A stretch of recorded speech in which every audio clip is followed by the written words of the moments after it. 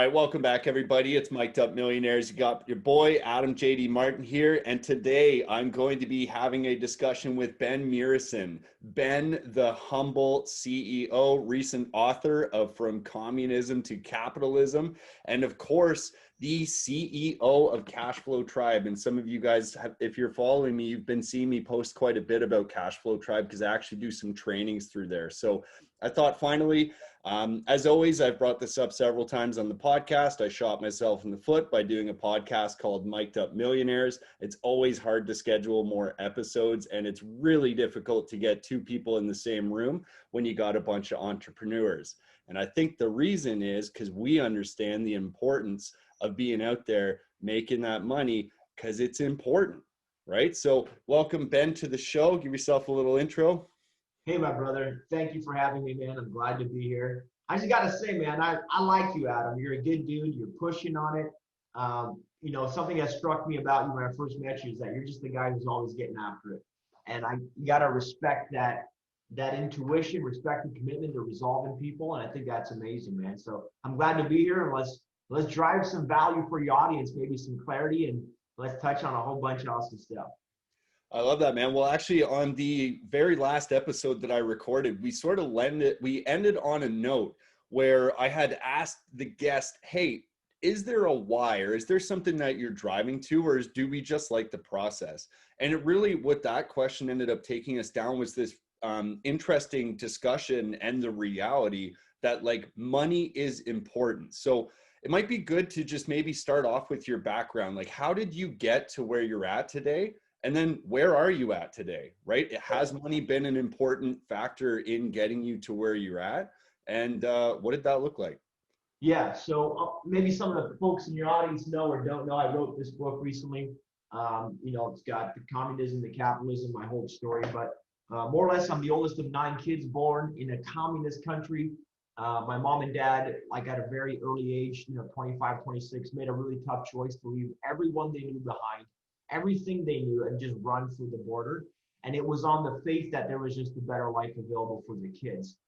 It's one thing to live under, like scarcity, not having food, clothing. It's another thing to live in like complete oppression, being told what to think, what to do. And if anybody's ever come from a communist country before, it's hard to explain. You really have to experience it.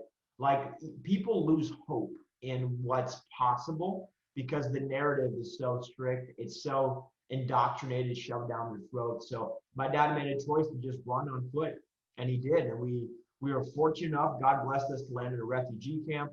We were there for about a year. We were actually separated from a couple of my siblings along the way, and we were reunited on the day my mother gave birth to my sister Elizabeth, who was her 6th child. So that's pretty intense. We finally were fortunate enough to come to Canada, and then I'm here as this kid. Just super thankful to be here, super thankful to go to school because I wasn't allowed to go to school even in the refugee camp because I wasn't German and we were in Austria. Just thankful to be able to go to church, be able to work, all this kind of stuff. So we grew up, my parents worked 2-3 jobs. When you're the oldest of 9 kids, you basically have 8 kids, put it to you that way. So like always taking care of it, being responsible, being the oldest, and just grew up with this work ethic. Like nothing was going to be handed to you. Nothing was going to be given to you for free. Had amazing parents who were very faithful, believed in God, and they pushed hard for a life of abundance. And my dad created his own luck. My parents created their own destination. So that's my whole identity these days. That's why I go by humble. It's that regardless of where you come from, regardless of your circumstance or your oppression, you ultimately can end up wherever you want, so long as you push hard enough, you remain in a mindset of growth and abundance, and always be a student of life. And the moment you introduce pride into your life, I think is the moment you start looking for your downfall. And I'm very adamant about remaining in a mindset of growth all the time. So when I come across challenges in the business, whether it's personal development, marriage, whatever, I'm always looking for a way to push forward and just do that with as much humility and grace as possible. And I screw this up all the time, not perfect. But I think it's about recognizing our deficiencies and like looking for ways to constantly get better. So to kind of keep going on that vein, at 21 I started a cleaning business. I dropped out of school, which made everybody around me excited. that I could start a cleaning business. I basically started scrubbing toilets and floors instead of going to my economics class like I was supposed to. But I bailed on that. I started a cleaning business, did that for a few years, slowly read some real estate books. I was that really hungry kid who like went to every real estate conference, seminar. I would dip into whatever money I had available and spend 500 bucks for the weekend to go up to Toronto and learn from whoever was available. And I never really like pointed fingers at, who was a rock star or who wasn't good. I just try to absorb as much as possible.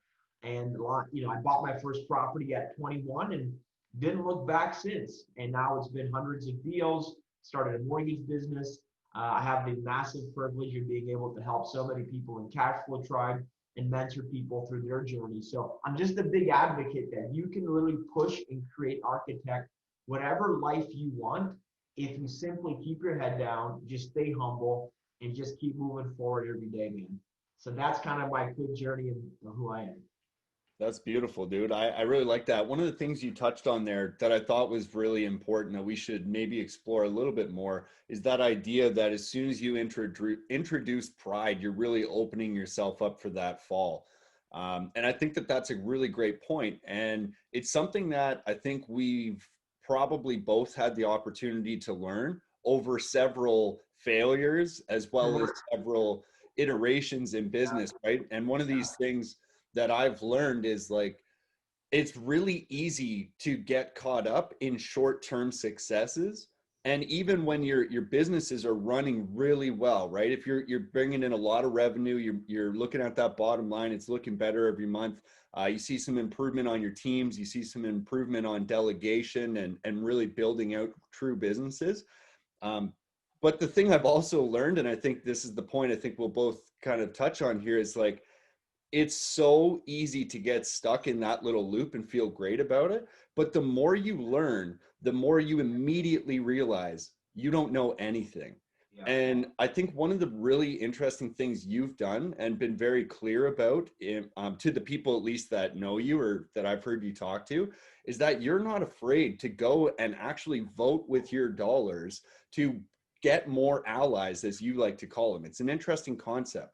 But to go and get other allies that are mentors to you, that are actually more experienced, most likely in failing, and also more experienced with dealing with the success. So I think that that's a really fascinating concept that a lot of people don't necessarily understand until they're deep in the fall after getting that pride piece, right?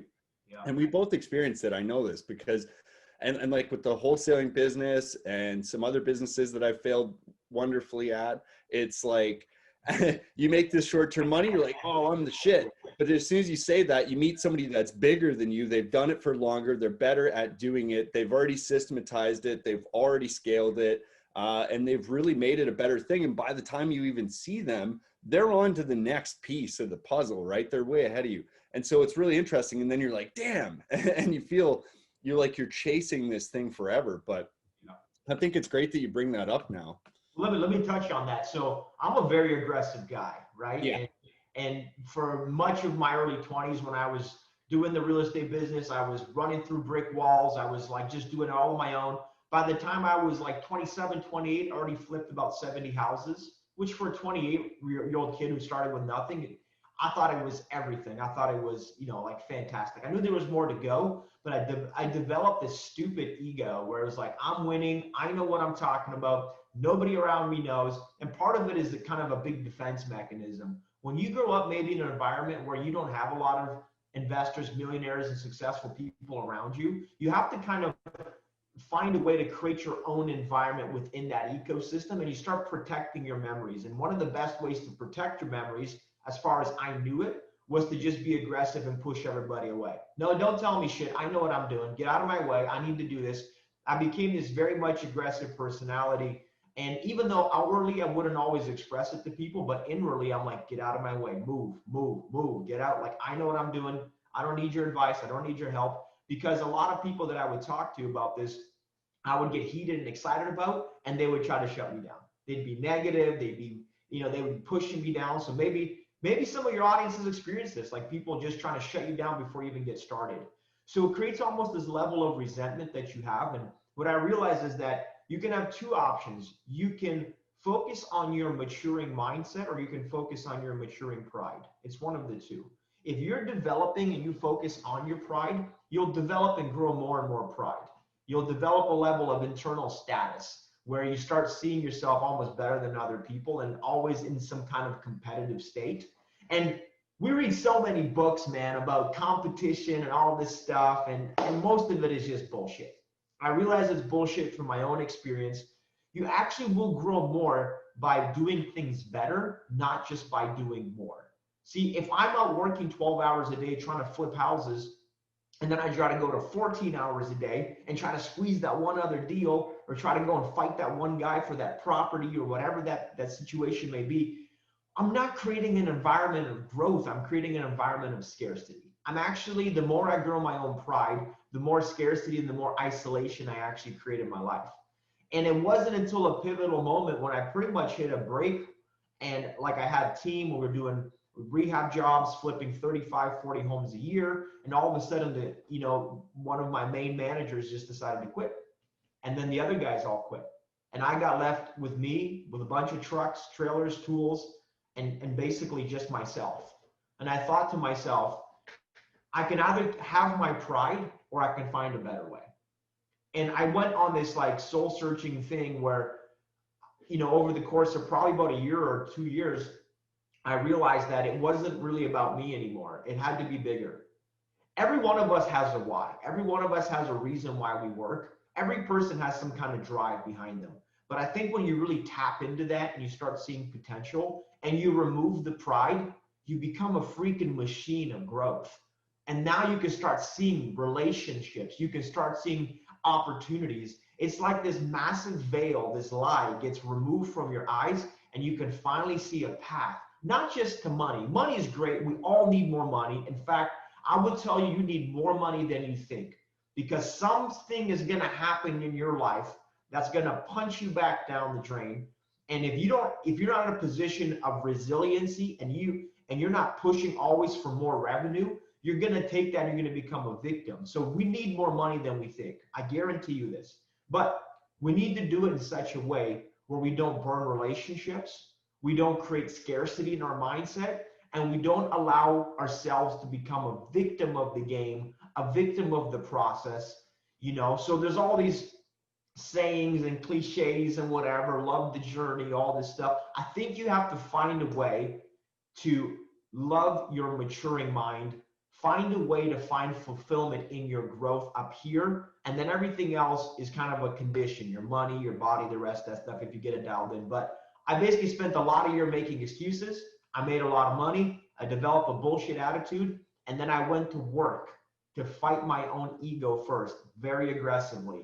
And in doing that, I discovered a whole new world of just of happiness, man. Like make more money today. I've got better relationships today with my wife, with my friends, with my team, with my tribe. I've got the best body I've ever had. I've never had a six-pack in my life. I finally have one now. I've never been able to like have everything dialed in at the same time, but I finally made a decision to just live in growth and mindset. And it's like amazing how fruitful it can be. So when I meet guys, especially young guys, and they're really arrogant, really prideful, I'm like, hey, I'm empathetic towards you because I was that guy. And there is hope for you to change, but it won't matter until you decide it matters. Because if you think that's the way life is, you're right. If you think you need to change, you're also right. If you think that you're defeated, you're also right. Whatever you believe, you're right. So the question is, what's the belief you got? What's the thing that's driving at you every day? So I think it's really important, man. It's important that we start maturing in the way we think. That's going to be the biggest blessing you can have, is when you start to see that, wow, there is a different way of approaching life. Dude, that's awesome. I think my biggest advantage is I believe I started the process a little bit earlier than maybe even like earlier. I mean, timeline wise, like I'm only 26 now, and I believe you're maybe 9-10 years older than me.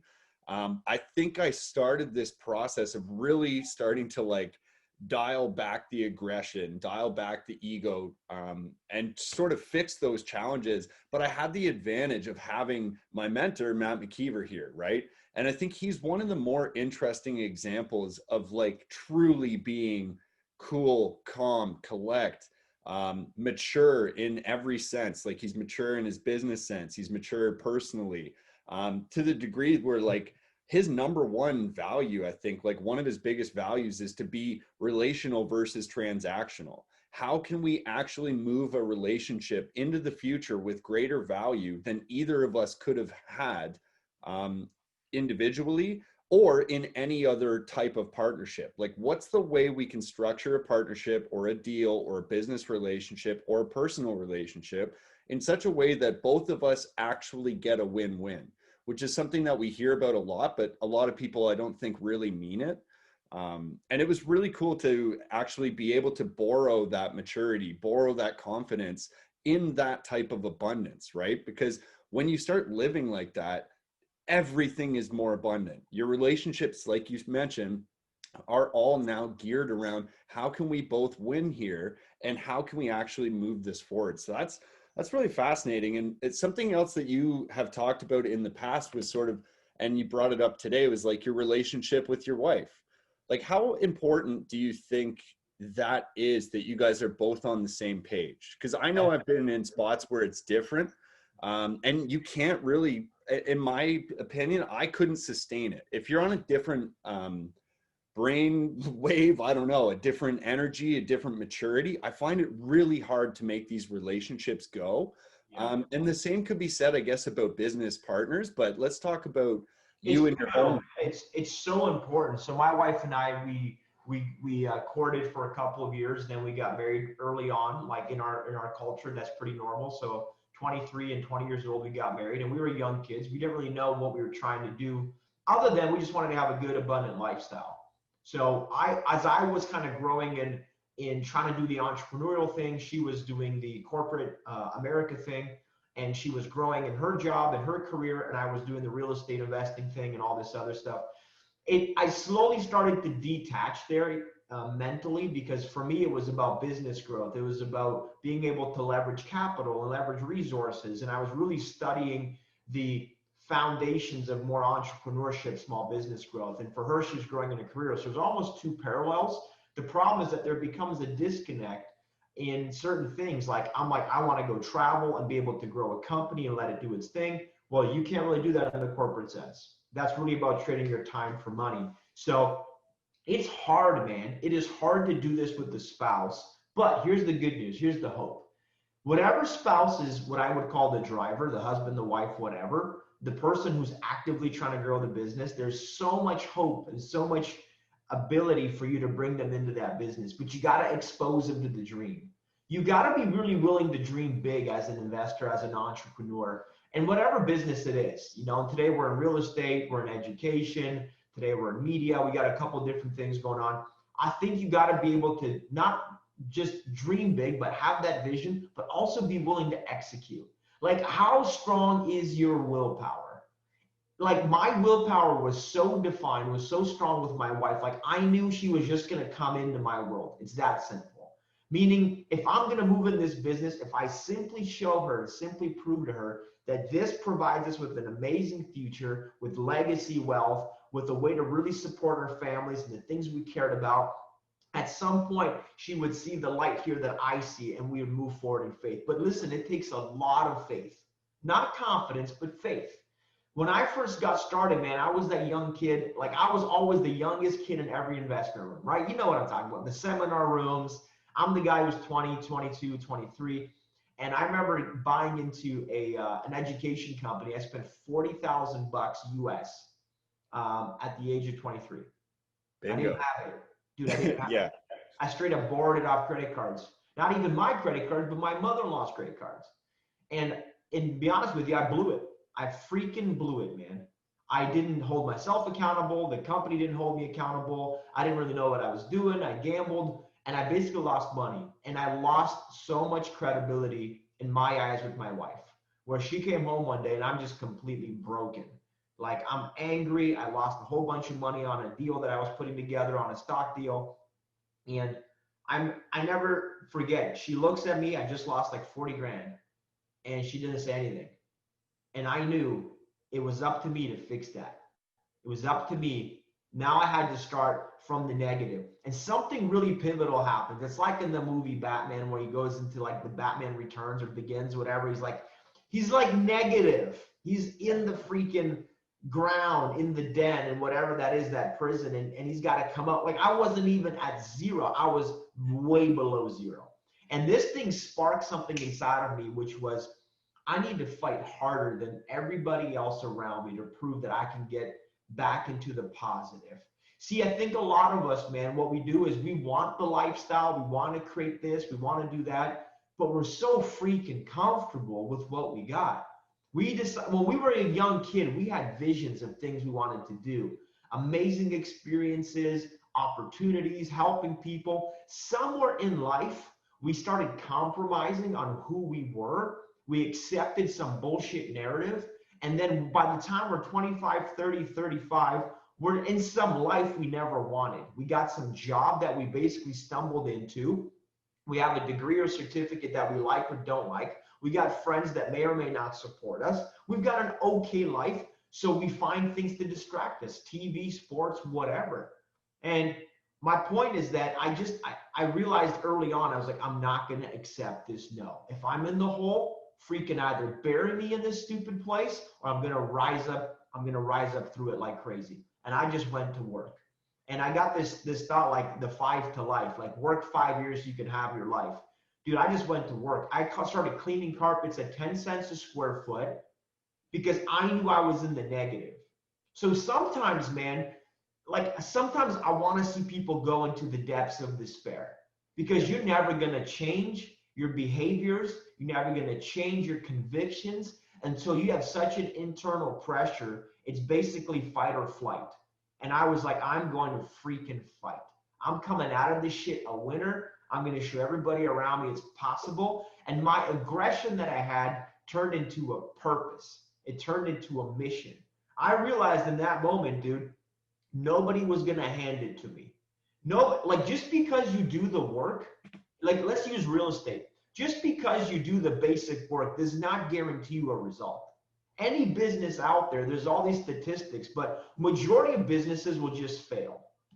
And it's not that the business doesn't work, it's that the business owner fails to mature. They fail to have such a deep conviction and willpower that they will break through brick walls to go to the next level. Now, I don't mean just physically. At some point, the brick walls are all up here. You're afraid to hire people. You're afraid to build the process. You're afraid to give up control of what you've built. You're afraid to scale. You're afraid to invest money. You're afraid to take a chance. There's so many different things, but I believe it's a very much a growth maturing process. You conquer level 1, guess what, baby? Time for level 2. Time for level 3. And I remember Ed Milet said, I literally want to double who I am every 12 months because he knows that his purpose is so big, he's almost not good enough today to accomplish what he needs to do in 40 years. So can you imagine a world where we literally double who we are every 12 months? Our attitude gets better, our mental, physical condition, our relationships, our money exponentially increases. We become a much more sophisticated version of who we started out. And that to me is like unlimited potential in relation to who you can be. Because there's no limit on who you can become, which means there's no limit on how much money you can make, how great relationships you can have, and how amazing of a life you can have. But I think where we get lost is this. We get to 17, 18 years old, and we are the same freaking person at 60 years old. We stop growing. We accept the bullshit. We compromise. We let our body go to crap. We let our mind go to crap. And we become one of these people who sits back and just complains about life all day. And that to me is the biggest shame, my brother, because I think we're all capable of so much more. Straight up. No, that's fantastic, man. And I know it's been a long and tough journey, and I'm at the beginning still for me. We're still literally at the prologue. Like we haven't even started the book. Yeah. And It's funny because you just wrote your book, damn it. But I'm still on the prologue, man. And like, Well, I but that's literally, good, man. Like, I believe that like a lot of people are judging their chapters, not you, but other people judging who they are today. Dude, you're just in the rough draft of a chapter that's shitty. It's that yeah, simple. Keep writing the damn book. Like, exactly. get through the obstacle. When you see something in front of you that looks like a brick wall, you got to realize it's not a brick wall. You literally have to decide that that is not even there. Move through it. And one day you're going to write an amazing story because your personal journey, dude, is the most powerful thing you own. Your adversity, the negative crap you've gone through, is the most powerful tool that you've got because it'll fuel you and also will fuel other people who look at you and go, that dude is inspirational. Like I look at you and I get inspired. This guy at 26 is doing amazing things, is driving revenue in his business, has a team of people. Like in a very much docile country. Sorry, but we are, okay? Like maybe you're like more normal in the US where they're more ambitious, more I would say more capitalistic in nature. We're very much a conservative socialist community. So when you have a guy who's like pushing and driving at 26, it's a little bit of an anomaly. So when I see that, I'm like, there's another one. It's Yeah. these lions that you run with, and you see a lion in the midst. It's like there's another potential lion. There's a lion over there. There's a lion over there. I think the reality is this: it is not hard to become a lion because there are so many sheep, you know. But you Yeah. gotta recognize deep down that you are that lion. And if you don't know, even if you don't feel like it today, even if the money doesn't show up today, even if your body isn't there today, but you know deep down you're a winner, you're a lion at heart, and a lion does amazing things and helps people. If you know that, dude, you'll overcome anything. But if you don't know deep down you're a lion, my friend, you just might be a sheep. And you know what? That's okay. We need sheep to graze on. That's the truth. That's the truth. Oh, that's wicked true, man. And like I know I sort of got here by quitting a really fantastic job because it was not giving me the things out of life that I wanted, right? I didn't have control of my time. I didn't have control of the amount of resources that would actually come to me. I couldn't control, you know, realistically just doing what I wanted when I wanted to do it. And that's not saying that now I can just like disappear for days or weeks at a time. But at the same time, like I just had no control and it was so difficult. And I quit that and I ended up driving like I've shared this story a couple times. I don't know if we've done it here on this podcast, but you know, I met Matt McKeever on like a Sunday or something, and I started driving. We just decided we would work with him. I started driving every single day from Guelph to London, which is like, you know, an hour and a half or something drive each way. I'd bust my ass for like 12 hours swinging hammer and then hope to get maybe an hour or something like that with Matt at the end of the day and then drive back. And I was terrible at this work and I didn't enjoy it at all, but it was like what needed to get done. And I basically left all the money behind and I ended up spending because we weren't really making that much money. At the time, I'm driving my Audi. It's like premium fuel and stuff. And like literally that was draining my bank account. So I got to this point where I had like literally no money. I ran out of money. And then for another like probably 3 months after I ran out of money, I didn't really make any more money because we were just starting to wholesale. And it took me like 6 months to do my first deal every day, knocking doors. We didn't really know how to do it because at the time, nobody was really doing it here, right? You and Luke maybe were the only ones doing it. And, or at least doing it to scale, but nobody was talking about it for sure. And over this course of these few months, I ended up just racking up credit card debt, right? Eating, right? Just trying to eat, like literally survival money. So I racked up like maxed my credit cards. And then my last play to stay in the game. And the reason why I'm sharing this story is like my last play to stay in the game was I ended up going and trading my Audi for a truck because they gave me 120% financing on the truck. And that 20% was just enough to get me through to the end of that last month where I actually ended up getting my first deal. And then like, bang, I made that 15K. And then we did another 15K. And then we did another 10 and then some fives. And all of a sudden the money was coming in and I survived, right? It was crazy. But that period of just, holy shit, like, I don't know if literally don't know if we're going to eat tomorrow. Now, this is Canada. It's not exactly the same as Romania. I could have, ET phone home, got help. But at the same time, like that struggle, that suck was amazing. But it also took a lot of, it took a lot of daily suck. Like getting up, I was like, damn it, like we're again out of money. And every day waking up feeling like that is a really horrible feeling. But at the same time, I now have the resilience that, and now I have the finances to know that like I'll literally never be back in that position. And it's something really beautiful to me now that like that resilience, I don't think like it's like muscle memory. I don't think it goes away. Like you can live in abundance and never really forget that period of time. Probably like, coming from a tough country or a tough family or a tough spot. Well, But let me add this piece. I think, like, for you, my brother, like, that conviction is so deep. yeah, Conviction is the one element that it's like a resource. It's never really finite. Like, you have so much conviction in your body. And the way that I look at this, and I want to get your opinion on this, is it's basically your truth. If you know that you're inherently more worthy than what you are doing, inherently you're way more capable, and that's your truth, and you're a person who really chooses to live life to the fullest, that internal conviction will eat at you every freaking day. So as much as you may or may not have liked swinging the hammer, you knew that you were pushing and grinding towards something bigger. And you're right, that completely forced you to friction and polish your level of resiliency. And once you develop resiliency once, my brother, like, this, dude, you could throw me in the middle of the street. We'll go back to making money because you built the yeah. skills, the resiliency, and the temperament to do that.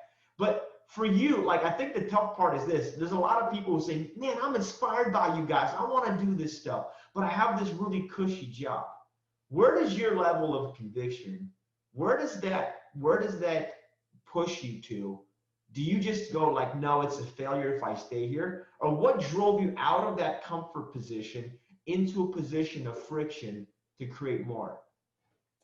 Like for me, it was a series of things that were really compounding. For me, a lot of what drove me to like really want to change things is in my current relationship at the time, I really started recognizing that huge distance, that big gap. And I started really realizing that like nothing I was doing was because I actually wanted to do that. Like I bought the sports car. That was cool. But I never had time to drive it because I was just working all the time. Mhm. I, started really losing my body. Like I got up to like 215 pounds and like, how tall I am, right? I'm not exactly an NBA basketball star. So I should not be that weight ever. So I started like losing my body. I'm 215 pounds. I'm fat. I'm miserable. I'm tired all the time. I'm angry. I'm upset. I'm resentful of the people around me. I'm resentful at my girlfriend. I'm, frustrated to the point where I could get angry at like the common stranger on the street or like somebody at a drive-through or somebody on the customer service line. Like when you start seeing those types of things, I think you just have to make a change, right? You have to change something. I was like, coming home, make up a few cocktails, right? Hang out, watch a show or something and totally disconnect. And I didn't even want to engage with my partner. I was like, you know what? Like I'm just fucking tired. Leave me alone. And once you start realizing that, like that to me, and at the same time, actually not really seeing my family or spending any time with them, including my grandparents, my mom, stepdad, my sister. Like typically when I was in school and stuff, I would make that time. I would have done that for them. And I'm realizing now, like, okay, my girlfriend probably hates me. My family is probably starting to wonder if I'm still alive, and I'm starting to wonder if I'm still alive. And so at that point, I really had to make that change. And that was a very driving force, right? That really made me want to go the distance. And from my point of view, even though we had a nice apartment, we had like a nice apartment in Guelph, whatever. I had a nice car, I had nice suits, I had all those little things that typically are the markers of success if you listen to a lot of society. I was fucking miserable. And so I realized that like I literally was already at the bottom. I just didn't know it. And that is what, when I realized, as it was kind of like it's the allegory of the cave, right? When you turn around and you realize you were just looking at the shadows but not the actual beings on the cave wall, like you realize that you can't turn around and look back. Like now you know the shadows are shadows and not the real picture. So you have to really evaluate whether or not it's sort of a red pill, blue pill situation. Do you want to actually live in the reality of your situation, or would you like to go back to, you know, that old fashioned in a Netflix show? Right? Like I don't even know what I was crushing at the time, but I would have been crushing it. Maybe Game of Thrones or something, maybe some Grey's Anatomy, you never know. But you know, what a brutal thing to realize. It's interesting you say that because I recognize, even for me and other people, that every man comes to a point of inflection. At some point, you're either going to digress to a certain level where you use that inflection point as a defining moment and a catalyst for change, or it becomes your destruction, really. And then that becomes the point in a lot of people of like no return. Like I was in good shape, I was doing pretty good until freaking Christmas of 2006. That shit was bad. It was bad. This happened and the other thing happened, and then tacos came in, and then boom, boom, boom, and then there was a new gordita chalupa at Taco Bell, and then I had 15 of them, and then I never gave it back, right? But like when you get to that inflection point of just frustration, or you're down on yourself, like you're 200 plus pounds, you're not really connecting with your partner, you don't see your family, like you got to look at that point and go, okay, there has to be a better way. Like I'm either giving up on life at this point, and it's that serious, man. I'm either giving up on life or I need to turn this boat around. It's real simple. If I give up on life, what's the value? The value is I'll have some very modest comforts for the next 30, 40 years. But the trade-off is I'll never truly feel fulfilled because I'll never do amazing things. I'll never truly have what I think I can, like an amazing body, amazing relationships, massive impact with other people, and a lot of money. But I'm basically just going to give up and Netflix and chill my whole life. And you know that in the moment you love that. You know that in the moment it's a strong, strong push. But you know that long term, when you're sitting in that nursing home at 70 years old, you're going to go, I never should have freaking accepted that defeat. And if that inflection point turns into a catalyst and you go, nope, this is my defining moment. I'm changing the freaking game. We all have those moments. The question is, when we recognize them, what do we do? And we take a moment, step back and say, I need to make a change on this, right? We got to observe the way we think. My mentor calls it the thought on the thought. I remember going to Romania a number of years ago, and we're out there and we get on this little paddle boat, or we're paddling down the road, and I go and I meet my cousins for pretty much the first time. And my cousin looks at me and she's like, okay, you're from Canada. She's like, is everybody in Canada this fat? Because over there they have no filter, right? They're just like, is everybody so fat? I'm like, what do you mean fat? I'm not fat. You're broke. You're poor. Like, whatever. Don't tell me I'm fat. Sure enough, I go back home. My sister posted a picture of us, and there's this fat ass dude rowing this boat in a green shirt. I'll never forget it. And I call him like, yo, take that picture down. It was me. I was like, holy crap, I'm fat. How did this happen, man? I used to be like skinny. And then I got to this place where I was just actually like fat, obese, a double chin, the whole works. And it took that moment of inflection to go, this can't be me. I can't accept this reality. I need to make a change. And even though I messed it up, I lost weight, put it back on, lost weight. I yo-yoed a couple times. But then I finally said, this cannot be me. I need to have this six pack. I need to be in dialed in shape. The last thing I want is for high blood pressure, diabetes, or obesity to be the death of me. before I've lived out my purpose. So it's just interesting you bring that up, man, because you're right. When you get to that point, you got to make a choice. Like, or it's going to get made for you.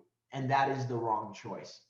So, Well, and the thing for me was based on, and especially now when I reflect on it, like I truly did believe that I was already in the hole, right? Like I was already below par, even though I did technically have a job where I was making decent money and technically had the car and had those things. Like I literally, I put it in my head that I had hit rock bottom, even though like technically I think on paper I looked pretty good.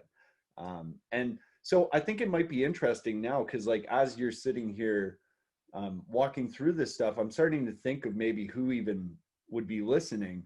And I feel like there's only a few archetypes of people. Like there's probably some people that might listen to this at some point and be in the position of where we were, right? At that bottom. And maybe they're struggling to come to terms with that. Then there's probably the person that is struggling and is aware of it. And then there's probably some other people that are in the position and don't know how to get out of it. So say maybe they're not in line with their spouse, maybe they're not in line with their friends or their cultural values, or maybe religious values or some other thing is holding them back mentally. And then maybe there's people that are in the journey now that are in the grind, but not yet at the results or the outcomes. And then the final group is maybe the people that have busted their ass off and are now seeing the returns. So I just wanted to explore that with you on how we might be able to frame the conversation further for that. But first, you mentioned you had a fat green shirt photo, right? That was the thing that did it for you? yep. Let me share this. Some people are going to watch this on YouTube.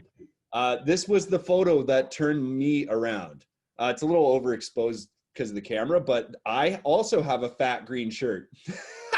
I stopped wearing green after that. Dude, I saw this picture. I almost died. I literally almost died. That's me at 215 pounds. What the fuck? How did we get here? And I didn't see it, right? And I came home and I saw this picture and I just went, what? And you know, this guy's holding a beer. He's loving it. He's got his guns. He's just like, oh man. But I can't. Rockstar, man, rockstar. But we don't. It's that book, The Slight Edge, man. I love that book. Yeah, If dude. your audience hasn't read it, it's a phenomenal read. But you're either gradually increasing and improving every day, or you're gradually declining. And it's so small you don't notice until it tapers off, up or down. Like people are like, how do you make money, guys? Like, what do you mean you can just go and make 10, 20 grand in a day because you find some deals and all this stuff? It's like, well, you can if you have the understanding, the awareness, and if you put in the diligence in being able to know how this business works. You put in the work, you put in the work, you put in the work, and then it's like, holy crap, you're wearing green Rolex watches and you got this beautiful car and you're making 20 grand a day. And like, you don't, it's not a linear equation, man. It's an exponential one. Like your body didn't get fat and overweight in 2 days. It was a gradual decline based on a lot of beers and a lot of green shirts, probably the same damn green shirt over and over again. So it's recognizing like really the success of who we can be stares us in the face every day. The question is this: do you possess the courage to challenge yourself? Because I think so many people, man, to touch on your question is this: so many of us live in such low self-confidence. We don't like ourselves, really. You know, we pretend we do. I'm fat. It's okay. Fat people are great. No, they're not. Sorry, you don't think that. And I know some people are going to take this and say, what an asshole. I'm not trying to be an asshole. I'm trying to be realistic. If you're using fat as an excuse because you don't want to challenge yourself, that's not a good excuse. If you got a health condition, I get it. I'm not trying to belittle anybody or be prejudiced. What I'm saying though is don't take the excuse and turn it into your victimness, right? I'm a victim. I have to be a victim. This is everybody around me is a victim. I'm a victim. No, you're not. You can overcome. Other people were also fat and then they lost weight. Other people were also broke and then they made money. Other people also came from communism and then they found success. Other people also came from broken homes and they have a great marriage. Like, just because you started here doesn't mean you have to end up there. So for your audience, wherever they're at, number one is this: you are inherently valuable for who you are. You don't have to prove anything to anybody. You are a valuable human being. You are not beneath anybody. You don't owe anybody anything. You are created by the Creator to be an amazing human being. Your obligation, though, is to live out your potential. If you have the potential to make a lot of money, impact a lot of people, leave legacy wealth to your family, if you have that potential inside of you and you don't fulfill it, you're not honoring the life you've been given. You're basically taking a gift and you're spitting in its face. That's why I don't accept the negativity. That's why I don't accept the woe is me bullshit. I'm living in adversity mindset. No, you're not. It is a decision. Do you see your life as a gift or do you see it as a curse? And if you decide that your life is a curse and you've been cursed and you have massive adversity and you live in oppression and everything is out to get you, well, that is completely self-induced. See, that reality is one that's been created. It's a fiction novel that you're reading. And what I want to help people understand, this is my only, my biggest impact piece is recognize your life is truly a gift. If you're struggling right now, that struggle is a freaking gift, because imagine how powerful you can become on the other side of that struggle. If you're winning right now, hey, that's a gift. Share it with people. Be happy about your wins. See, this is the problem with pride. When we win, oh, pride. Dude, winning's not a negative. Winning should be a positive. People say, hey, Humble, you're too damn salesy. Bro, I'm freaking happy. You hear salesy because when you see somebody happy, you just assume they're trying to sell you some stuff. Well, that guy only has money because he sells people. I sold myself first on being happy with who I am. Now, I'm not going to accept excuses. I'm not going to say, woe is me, victimhood. I'm just saying that every single person here has a gift. If you've got internet connection and you've got phone, you've got all the stuff and you're here, you're already infinitely blessed compared to a vast majority of people on earth. Let's take that and let's turn that into a tool and let's turn that into a place of abundance. So that's where you need to start. If you can shape this, I'm telling you, if you start seeing this glass as half full instead of half empty, you're going to naturally push. You're going to find the opportunities. You're going to develop the courage. And that's where we need to start, bro, is it comes down to that gratitude piece. Are you thankful for the life you have? Or are we always comparing it to some fake ass IG life somebody else has? And we go, well, look what this person has. The grass isn't greener on your neighbor's side. The grass is greener where we water it. And if you tend to your own garden, if you water your own garden like Adam, like other people, dude, that's where it starts to flourish. But if we're always evaluating our neighbor's garden and we fail to plant seeds and reap our own soil, then we'll end up with barren land and they're going to end up with whatever they end up with. So I just think that's where I would start with everybody is, are we thankful really for what we got? Because when you live with an attitude of gratitude, like my life is so great. And it's not great because I drive a Lambo and because I go on cool vacations and because I retired my wife and because I have an amazing business. And it's not great for my staff and my team. All that stuff is fantastic. But I'm just choosing to live in joy. And then guess what? When I meet guys who are in their 20s and they're super aggressive and they're like, frick you, Humble. I'm like, hey, man, hope you're doing well, man. Be blessed. When I get a social media hater who's like, who's this freaking guy with his hat sideways and blah, blah, blah, blah, blah. Hey, man, be blessed. I'm sorry you're hurting right now. I'm sorry that you're going through some tough time, but I'm choosing joy. So my point to you, Adam, brother, is I believe this is a choice. It's a daily cognitive choice that we can make. We choose joy or we choose the other thing. How do you see that, man? Like, where does your mind go with that in that term? Yeah, I mean, everything you just talked about really resonates with me because if you decide, again, choice, if you decide to give yourself that personal agency and you actually take your life into control, and then when you start failing, because if you're doing any of this at the right scale or level, failure is guaranteed. Which is an amazing thing that nobody really wants to tell you when you're growing up or when you're in school or any of those other influences society usually gives us. But to live in that way where you're, my attitude is gratitude, and you actually give yourself permission to take control of your life and have that personal agency, I think that is one of the more beautiful ways to live life. And it's most certainly the only way I think that you can be successful in business, because as we've learned, the only reason we're here today with the real estate business or the wholesaling business or the technology businesses or the education businesses is because we've already literally tried and failed on multiple of the components that make up the current business in other businesses or other opportunities or other tasks. I've already failed. Like, I think my first door-to-door sales job, I had to knock like 1,000 doors before I got my first deal. And like, dude, that sucks. It's horrible. And with the technology business, took forever to get off the ground, and then we got no sales, but we learned. And what did I learn with the sales? Well, persistence. And then in the technology business, we learned a lot about how to integrate different pieces of software and how to make it all work together and talk to each other and be useful to a user. We learned all that. Nobody bought the damn thing, so it made us zero money. In fact, I think it cost us maybe 50 grand or something.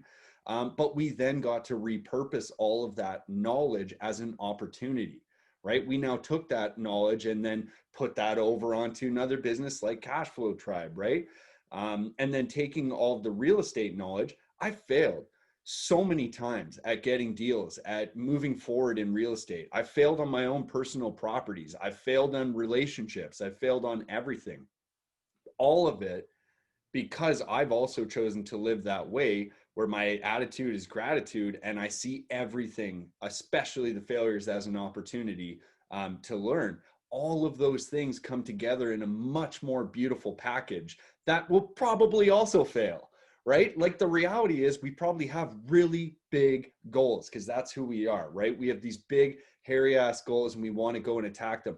The reality is probably the businesses I'm currently working on will fail in some way, right? Whether or not that's catastrophic, probably less likely to be catastrophic now, but maybe we fail at hiring decisions. Maybe we fail at implementing new technology, or maybe we fail at implementing new strategies. Maybe we fail to be agile as we grow.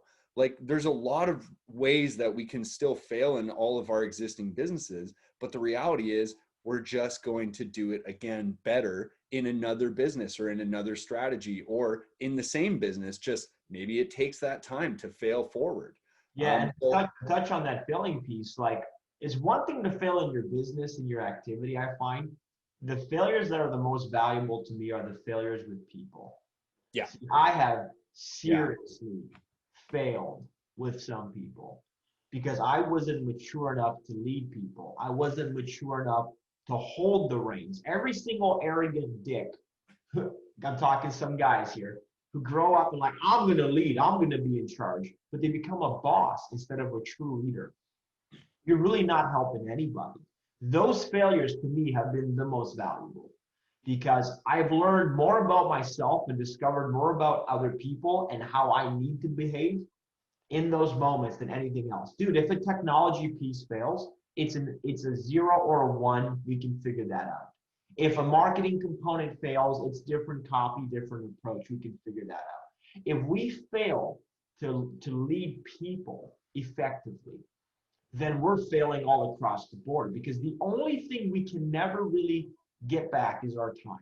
We can create more money, we can create more technology. All this stuff is available, by the way. The time that I have, I'll never get back. So if I invest time with a person, if I invest time nurturing somebody, and then they quit on me, or they give up, or they whatever, or I fire them, that is the most frustrating failure. But what becomes amazing is, dude, over the last 14 years of learning and unlearning habits with people. And I've been everything from super aggressive to super nice, to super in the middle, to super parental, to being very, very disciplinarian. I've done every different gamut with people. And what I've come to learn is that everybody is different and I'm different. I'm a different person than I was 10 years ago. In fact, if you worked with me 10 years ago, you probably can't work with me today. That being said, I also recognize it's not my job. It is not my job to take people who are unwilling or who have no passion and try to infuse them with my own passion. When you get the right people in a room and you become the right leader of that environment, man, you can do anything. That is the most important failure. So I'm glad you touched on failure, dude, because people say failure is another opportunity to learn. Yes, it is. But failure is an opportunity to discover who you are and to challenge your own attitude. That's failure. Man, I feel like shit. Challenge that. Challenge that bullshit right now if that's you. Because if you don't challenge it, friend, you're always going to feel that. You're always going to be in that mindset. So I think, dude, I'm so thankful that I've never been bankrupt. I've never had gone belly up. People say you got to like, every rich millionaire goes to bankruptcy and then climbs back up. You don't have to do that. Okay. That's a couple cool stories that you've heard. But a lot of people will burn bridges with people. And dude, I'm thankful. And when I screw up, I try to reach back out. It might not be immediate or whatever, but I try to reach back out. I'm sorry this failed. That's it. I don't owe you an explanation. You don't owe me an explanation. I'm just sorry it failed. And I try to own that failure and do something significant with it. But dude, that has changed me more than anything. Yeah. Is failures with people. And it just. Well, look at you and I, Ben. That's right. Look at you and I. The first time we met, I think we probably both fucking hated each other. And we were just butting heads. And the reality is, nothing good could have come out of that. The only thing that might have been good coming out of that is it was a little extra gas on my fire, my aggressive fire, my competition fire, my fire. As I think when we met was 2018. So I would have been 24, juiced up, like ready to go, trying to make as much money as possible. Competition's the devil, all this good stuff. And we meet each other and it's just like, he looks like me, I got to destroy him. Right. And now look at us, right? We're collaborating. We're creating content together. We're working on businesses together. We're really actually doing some really phenomenal things in terms of helping people with both mentorship and training and strategy and tactics in the real estate world, at least. And every time we talk, like I come, first of all, every time we talk, I come away feeling better and feeling energetic and feeling optimistic and feeling high performing. I come away feeling great. So that's one thing. But I also know that whenever you and I do work together, we're actually helping the world, right? Like we're generally creating economies. We're helping other people change their lives when we do our trainings and talk about mindset and talk about habits and behaviors that we've done. And in our personal coaching, like the one-on-one stuff, like I know we're getting somewhere. We're literally changing lives. And that's so fantastic. And like, if I look back on it, like, what if you or I hadn't changed, right? What if we allowed ourselves to stay in that like really aggressive, competitive, like everybody's trying to take from me sort of scarcity mindset? And what if we didn't make this maneuver to abundance and partnership and actually collaborating with people to make products and businesses and changes in lives, right? So it's really fascinating to have this discussion with you today, a couple years later, as different people, literally different people. I don't think that guy, I don't know him. I don't know who he is, right? And I'm saying that about me, but also I would extend it to you too. Like literally we're different people. So it's really fascinating. I think people need to potentially be given that permission, is like, hey, it's actually okay to change. It's okay to change your environment. Okay. It's okay to change the people that are around you. It's okay to change the media that's around you and what you're consuming. It's And okay. it's okay to change your attitude. Like you don't have Yeah. to be this aggressive, possessive person. Competition's a weird beast because we all know that there's only so much deals in the world theoretically. There's only so many opportunities theoretically, right? But where we start to struggle is we get to a level of comfort and it becomes our 9 to 5. I'm the manager of Blockbuster approach. This is my Blockbuster. Don't come into my land. Don't rent my videos. Blah blah blah blah blah. The reason why I think we really develop scarcity around it is because we feel everybody is encroaching on our business, but yet we fail to encroach on the bigger business. Like Yeah. you got stuck in middle manager business mode and you think that your small little harvest is the whole harvest. And there's an entire field next to you, but you don't have the courage to go and get it. Or you become lazy or stagnant or whatever, discouraged. When you're in a position of constantly growing, then you stop looking at the competition. Dude, I struggled with this for a year. I was like, get out of my market. This, like, I'm an arguably or was in the best market in the whole country to invest in, right? Doing tons of deals. I'm the only vocal wholesaling guy for a long time, right? I wrote rap videos about this stuff and tons of criticism, which we all know, but arguably the most competitive market. And now I've got all these mentorship students and they all come down here on the weekend and they all make offers and there's flyers everywhere and bandit signs everywhere. And I'm like, just keep going. Welcome. Somebody said, well, I don't want to come into your market. It's not my market, friend. For me to think it's my market means that I'm possessive. I have a limiting belief. I live in scarcity. Dude, the whole world is my market. I can go here. I can go here. I can go there. But what most people fail to do is find other collabs, other partnerships, like when you come in as an active person, as a business owner, and you grow your little piece, the next thing is to start supporting other people to grow their piece. Become a private lender, become an investor, become somebody who buys companies, become somebody who invests in other people. So we only fail when we fail to mature. And same thing with you, man. I think I've seen you grow a lot, and I'm appreciative of you and our friendship. I'm appreciative of the work that we do together. I love helping people change lives. I made a goal to become a millionaire at 30. I checked that box. And I did all the cool stuff that comes with it. I bought a Lambo, have a cool house, have all this stuff, have a wonderful marriage, get to travel. My biggest joy is seeing other people's light bulb click. My biggest joy is seeing other people go, I'm having a defining moment literally right freaking now. I'm literally starting to see the light right this moment on this piece or that piece or the other piece. So I would just encourage all of your audience. The biggest thing, really focus on you. Focus on your personal development. Focus on that maturing spirit. You're not going to get it right in one day. You're not going to perfect this thing. Just like you can't build your body in a day. You're not going to build your mindset. The only question I have is this. Are you moving 1% better in the positive direction or in the negative direction every day? It only takes 1% a day. Be a 1% better husband, 1% better money manager, 1% better physical condition. If you can do that, do a little bit more every day, you will be a different person in a very, very short time. If it took me 14 years to get to this point, I think you can do it in a fraction of that. All you got to do is decide every day. And honestly, go get a mentor who's done this. Go get a mentor who you value their level of personal development and they're a practitioner of what they're talking about. So if you're in the real estate space, go get somebody who's truly done hundreds, thousands of deals. You know, if you value, it's about the personal development. If the person you're learning from is not personally developed or less than you, then it will be competition, drama, ego, and a whole bunch of noise.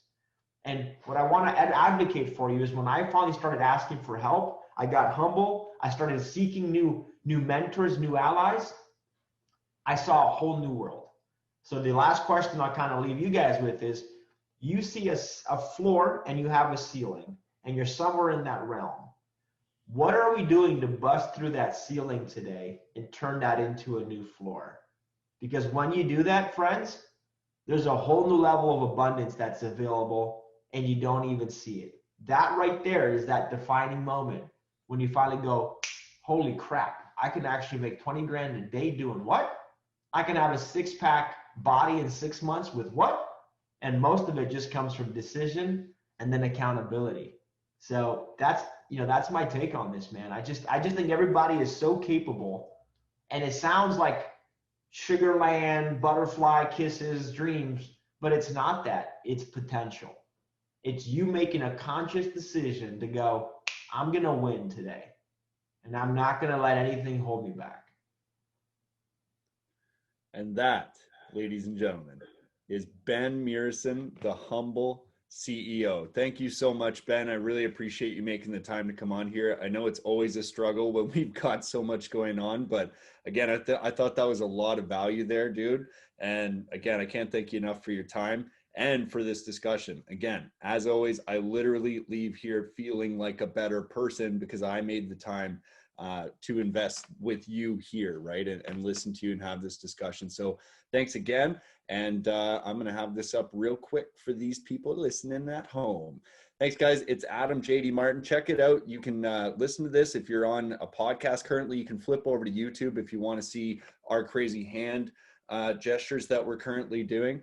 Or if you're on the YouTubes, then you can take this to go on any podcast platform. So thanks again, Ben, and I will see you guys on the next episode. Oh, yes, kissy face.